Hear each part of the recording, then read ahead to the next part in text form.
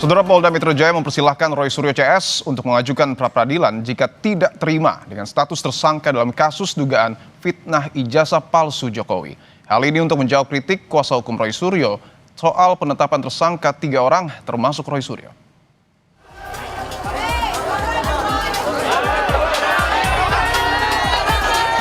Apabila para tersangka atau kuasa hukum keberatan, maka dipersilahkan untuk melakukan pengujian melalui mekanisme pra-peradilan.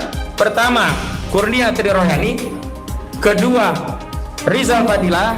Ketiga, Roy Suryo.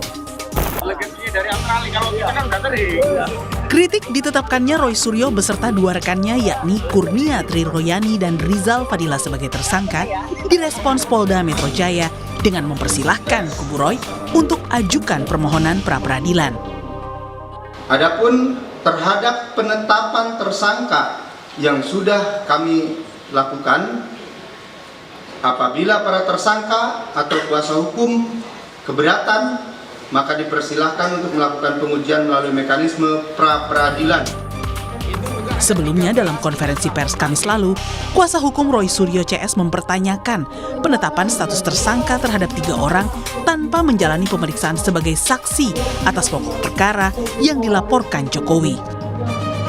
Bagaimana ada 3 orang yang ditetapkan tersangka padahal substansi pemeriksaannya belum masuk kepada perkara atau pokok-pokok peristiwa apa yang dipersoalkan oleh penyidik sehingga ketiga orang ini naik menjadi tersangka. Siapa saja? Pertama, Kurnia Tri Royani. Kedua, Rizal Fadila. Ketiga, Roy Suryo.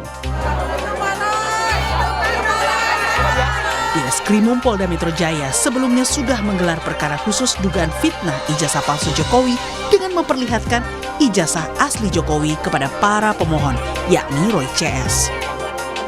Usai diperlihatkan, Roy berkesimpulan ijazah tersebut palsu karena pas foto di ijazah tersebut seperti cetakan baru. Ini ijazah dari lulusan UGM Fakultas Kehutanan tahun 85. Ya. Ya, bulan Mei ini ya. Jadi artinya hasil fotonya tuh sudah mulai memudar. Nah, coba kita bandingkan dengan yang kemarin bahkan yang kemarin itu lebih jelas lagi dari ini. Kita bisa tahu lah kualitas cetakan. Apakah itu chemis, kualitas kimia, atau itu adalah printing baru. Buktinya kalau itu bukan cetakan lama seperti yang Anda sampaikan apa? Terlalu kontras. Menanggapi klaim Roy Suryo yang meragukan keaslian ijazah Jokowi, Direskrimum Polda Metro Jaya tegaskan, dokumen utama dan dokumen pembanding pengujiannya dapat dipertanggungjawabkan secara akademik maupun saintifik. Dalam hal pengajuan atas dokumen barang bukti dan alat bukti, penyidik mengutamakan proporsionalitas yang dapat dipertanggungjawabkan secara akademik maupun saintifik. Adanya dokumen yang dilakukan uji laboratoris adalah dokumen utama dengan dokumen pembanding yang diterbitkan di tahun yang sama dan lembaga yang menerbitkan sama. Terus berhembusnya opini soal keaslian ijazah Jokowi.